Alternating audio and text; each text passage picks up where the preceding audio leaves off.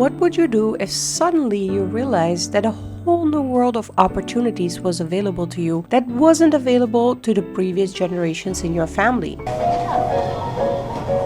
Especially as a woman, I had always been raised traditionally to get a diploma, get a job, get married, buy a home, and have kids. We are right in the city center of Amsterdam.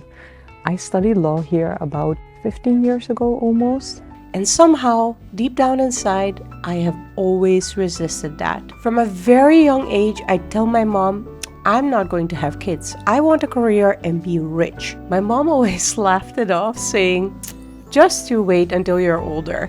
But as I got older and accomplished more in my life, my mindset didn't change. I just never wanted to get married and have kids, which is why I wanted to take you through my pregnancy journey from the start. In a world with infinite possibilities and having independence beyond imagination for the previous generations of women in my family, how did I end up getting married and now pregnant? Well, trust me, I didn't see that coming either. At one point, even my mom dropped the topic and lost hope. She just understood that it became such a sensitive topic between us and she just didn't go there anymore. I just wanted to be rich and successful and have a great career. That is until one day my dear friend Claudia called me into our corporate office to tell me that she was going to travel the world for a whole year with her boyfriend and quit this job. And I was like, oh. When I say that the gates of heaven opened up for me that day, that is an actual reenactment.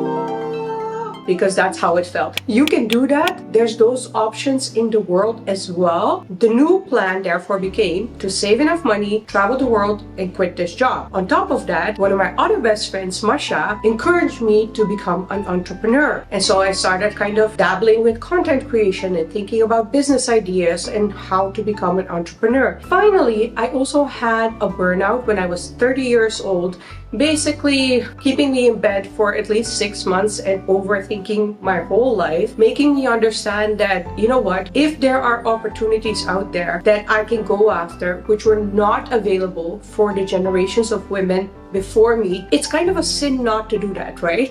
So I set off alone in the world as a solo girl traveler. I was mortified as I was so used to plush resorts, but now I was trying backpacking. It was a whole new world, quite literally opening up for me. So many new people crossed my path from many different cultures and backgrounds. For the first time in my life, even on my worst days, I felt fully free and on the right track. I learned how to handle myself in difficult situations, got lost. Our bus to Rishikesh will depart from this bus station. Take a look around. It's interesting. I would like to find a bus, but I have a spare hour, so I just want to go to the washroom and maybe eat something. Yeah, it's quite interesting. I can spend an hour staring at the people here. Found my way back. Finally, I wanted to give up. I was in a mall and the bus company called me. They were like, oh, we're waiting for you, blah, blah. And I was like, I can't find a bus stop. And he was like, but this is the bus number. I'm like, okay, that's nice, but I can't find the bus stop. So I looked at my Google Maps and I realized that I was at the wrong mall. So no wonder I couldn't find the bus terminal. So I walked back, rushing, already exhausted.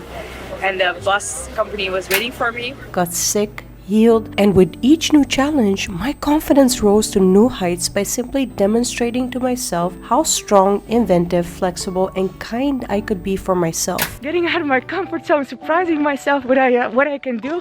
See these 12 kilos? Boom!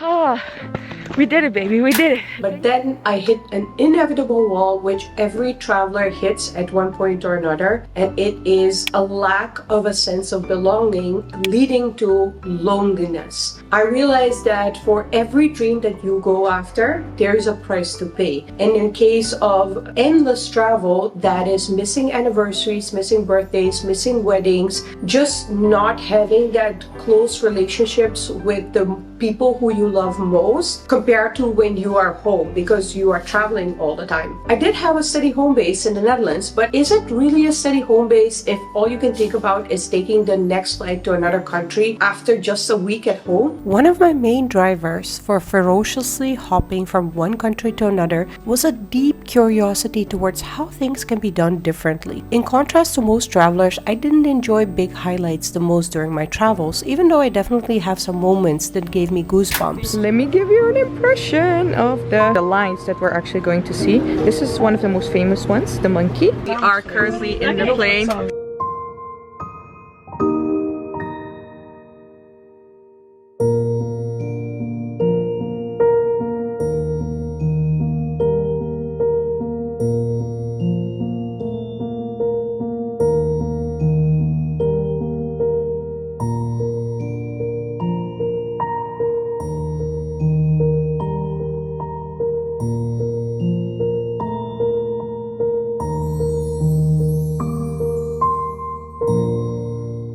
Just amazing. No. The real magic in travel for me was observing regular daily life in many new countries, connecting to the locals and trying to understand why they do what they do. And are they really that different from the things that I know from home? Slowly but surely, the more I traveled and observed, one common source of massive joy kept surfacing that left me confused: a family life. We have reached a new level. You are so adorable. One of my favorite questions in life to ask to anybody is, what are you most proud of in life? And the funny thing is, even the most successful people who I would ask this question to, 9 out of 10 times the answer would be my kids. Not gonna lie, internally, I would definitely roll my eyes a bit because everybody's having kids. It's the normal thing to do. What's so special about that? But then the more I asked that question and the more I got kind of the same answer, my kids, the more I started to think, wait a minute, what if the world is onto something and I'm just simply being naive? My deep urge for independence had brought me to a life full of freedom.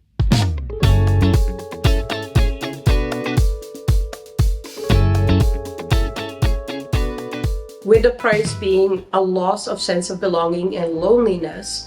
But then, while I was also traveling around, I started also to meet more people who consciously chose not to have children. Single people, but also couples who consciously chose not to have children. Their stories are theirs to tell, but the answers that I got on their experiences following the choice not to have children were not necessarily a future vision that excited me. Maybe it was time to change the course, but where did I even begin? Because I had put so much time and energy and effort into the current path that I was following. How was I going to correct that without losing my independence and my freedom?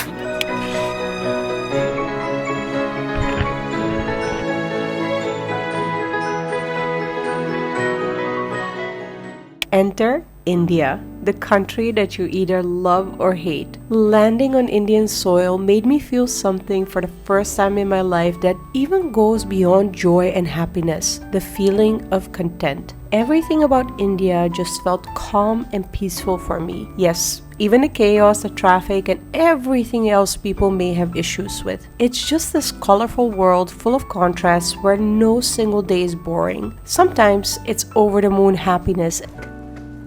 Cutie. Oh, I'm so happy. She's so cute. And sometimes it's heartbreaking humbleness. Please, please, please, don't ask me how long are you staying in India. Please don't ask me when are you leaving, because it will just make me cry every single day because I don't want to leave.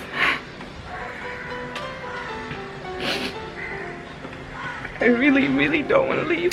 Leaving the Netherlands as a home base and moving to India to live here was my first step towards a future that I hoped would give me a daily life that I don't feel like running away from. And it did. Moving to India finally gave me peace. I love mundane life here. I don't feel like taking the next flight to a new destination anymore. A simple morning chai, learning how to love the monsoon, a thrilling rickshaw ride, or a meal with a friend became my greatest joy. I found new love in India, and it helped me unlock new perspectives on family life and a culture I adore. I learned infinitely more patience, witnessing awe-inspiring kindness bump my head against massive cultural mistakes in business.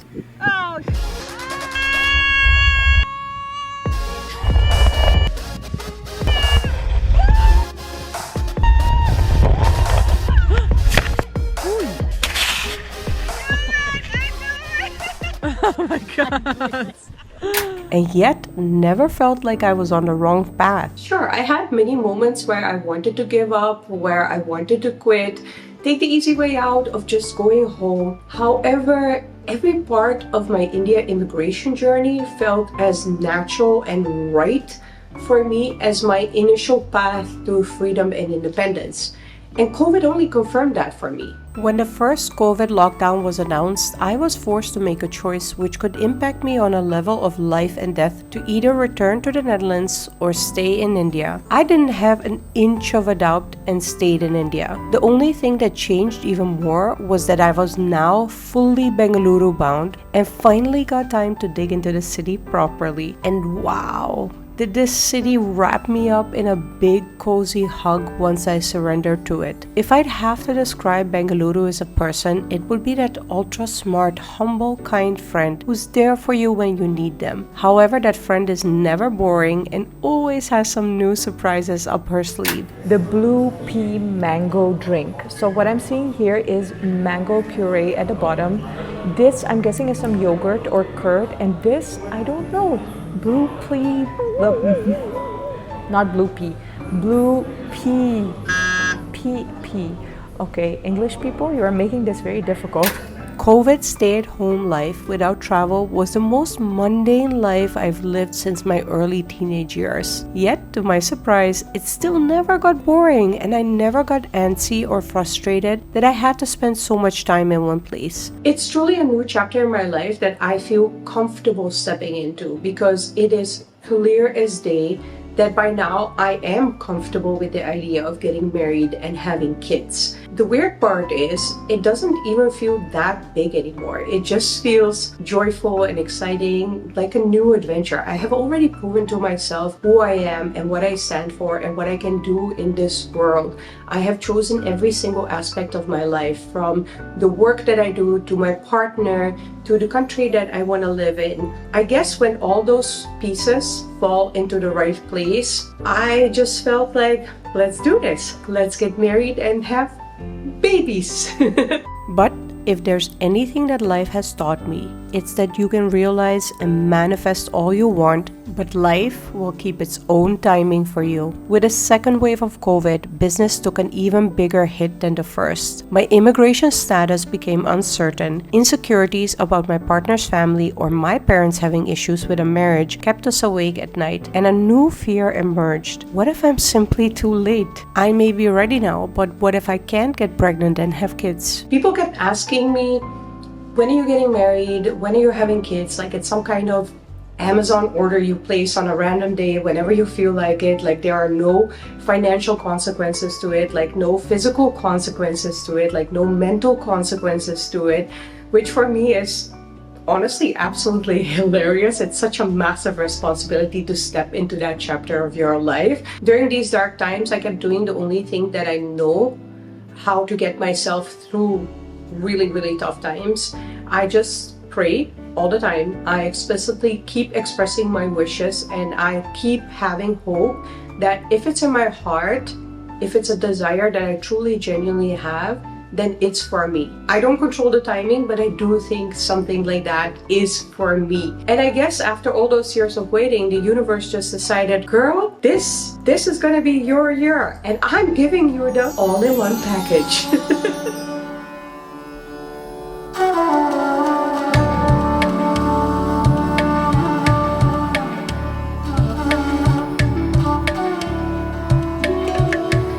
In my own absolutely imperfect, chaotic way, it apparently is my time all at once. 1, 2 here, and a cup, because like doing it on these things is not convenient. So let's see.